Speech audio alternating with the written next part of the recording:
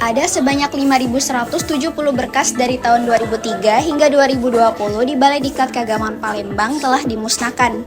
Badan Moderasi Beragama dan Pengembangan Sumber Daya Manusia Kementerian Agama Republik Indonesia mengadakan acara peluncuran Pusat Informasi Strategi, Kebijakan Keagamaan dan Corporate University. Rapat pimpinan oleh Badan Moderasi Beragama dan Pengembangan Sumber Daya Manusia fokus bahas penerapan 4 catur program.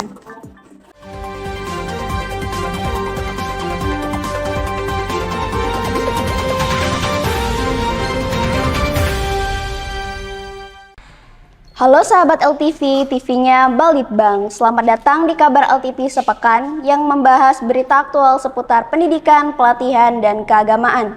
Bersama saya Viana Julita yang akan menemani Anda selama beberapa menit ke depan.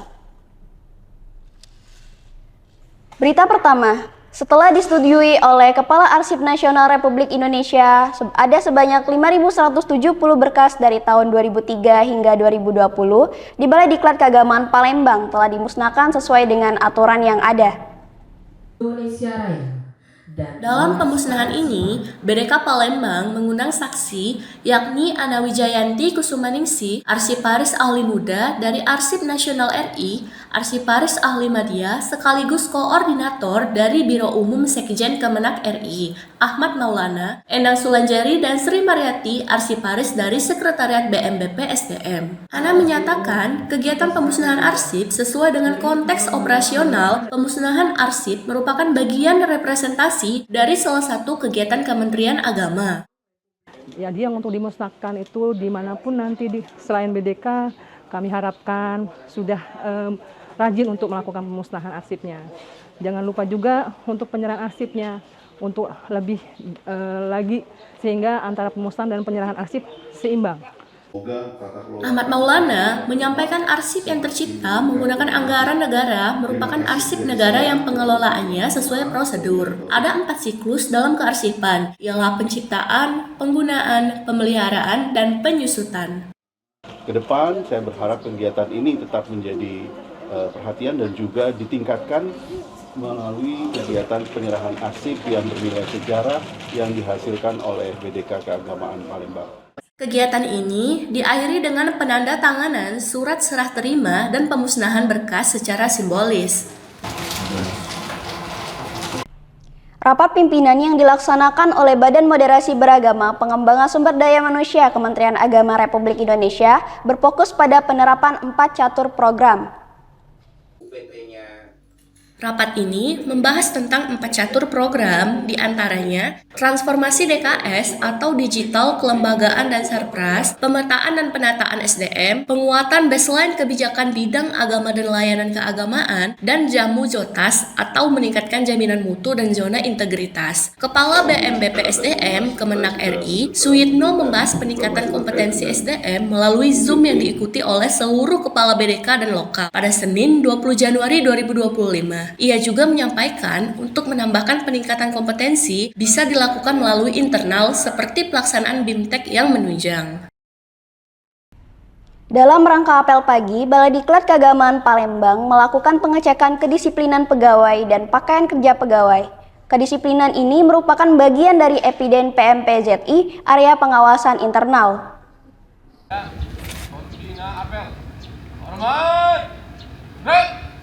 Pembina apel pada Senin 20 Januari 2025, Kepala BDK Palembang Saifuddin mengatakan pengecekan kedisiplinan pegawai sebagai bentuk menaati peraturan yang ada. Aturan pakaian pegawai sudah ditetapkan sesuai harinya dan pegawai juga diwajibkan memberikan keterangan ketika tidak masuk kerja. Ketentuan ini bisa diikuti oleh seluruh ASN sehingga selain kita kompak, rapi, juga ini dalam rangka untuk mentaati aturan surat edaran dari pusat gitu. Oleh karena itu, mudah-mudahan ini momentum yang bagus ya di awal tahun 2025 untuk mengarungi pelaksanaan kegiatan di BDK Palembang.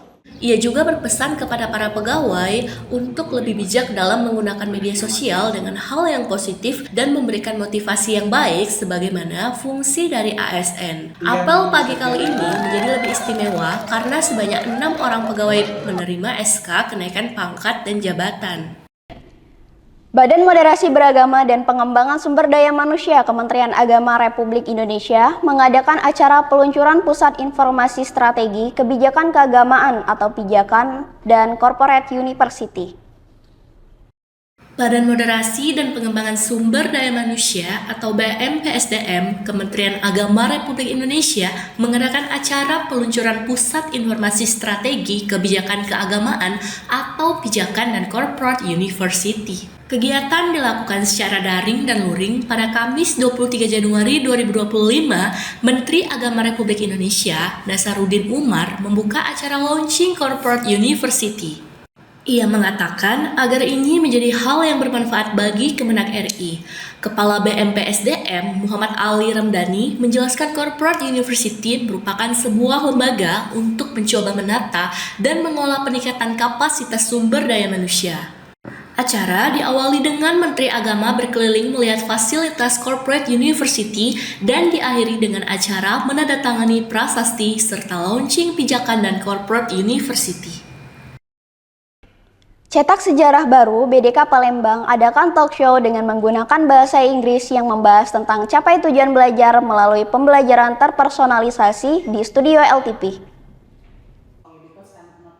Talk show ini dibawakan langsung oleh host Nanda Kamtari bersama narasumber Atika Yusni Ferdina pada Kamis 23 Januari 2025. Atika menjelaskan personalized learning lebih kompleks dari pendekatan pembelajaran lainnya. Pada personalized learning, guru atau pendidik memiliki 6 peran strategis, yaitu sebagai data gatherer dan data analyst, collaborator dan co-designer, negotiator dan guide, employer, assessor dan evaluator, serta sebagai co-regulator. Melalui pemanfaatan teknologi, personalized learning mendukung penciptaan proses pembelajaran yang lebih bermakna atau meaningful learning, pembelajaran dengan kesadaran penuh atau mindful learning, dan pembelajaran yang menyenangkan atau joyful learning yang ada pada pendekatan deep learning.